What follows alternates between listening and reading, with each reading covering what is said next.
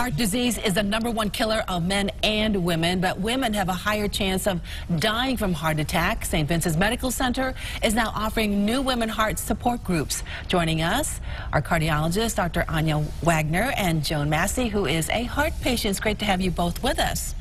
Dr. Wagner, first of all, let's talk about how heart disease impacts women differently from men. Yeah.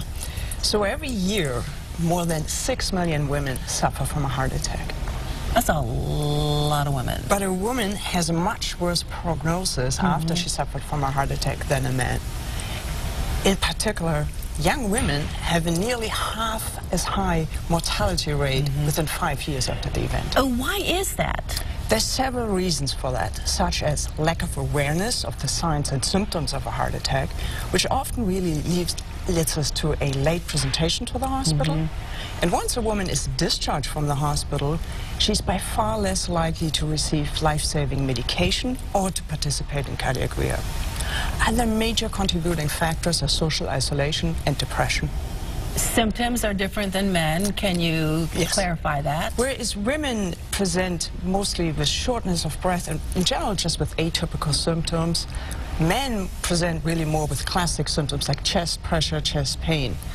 In women, it's just really vague, like gastrointestinal symptoms, GI upset, or as I just said, shortness of breath, very common. Joan, you're a heart patient, so what were your symptoms?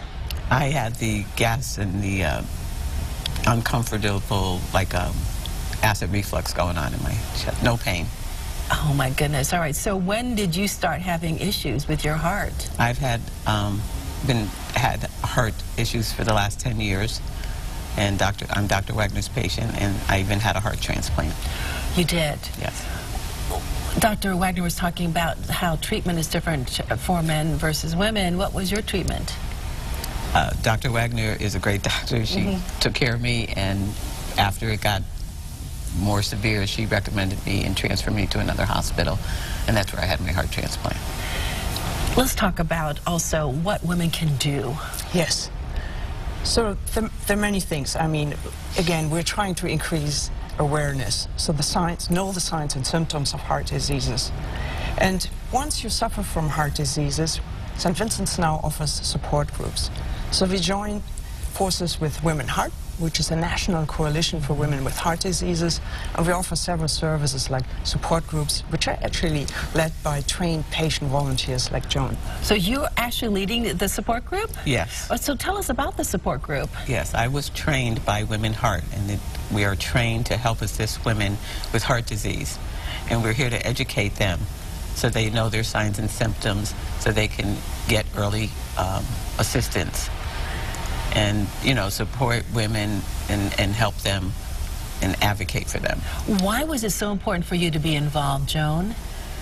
Because I want to give back, and I felt honored when Dr. Wagner, you know, suggested that I go through the process, and I was accepted, and it was a beautiful, beautiful thing to do. And what's the, I guess, the take-home message for people who you want to take part in the support group? What do you want them to know once they get there? Well, we're here to support you. Women that suffer heart attacks and have heart issues can become isolated and have depression. And here you're with a group. You're with a group of women who know how you feel and what you need. And we're here to support you and hopefully reduce the depression in women. And the support groups start when?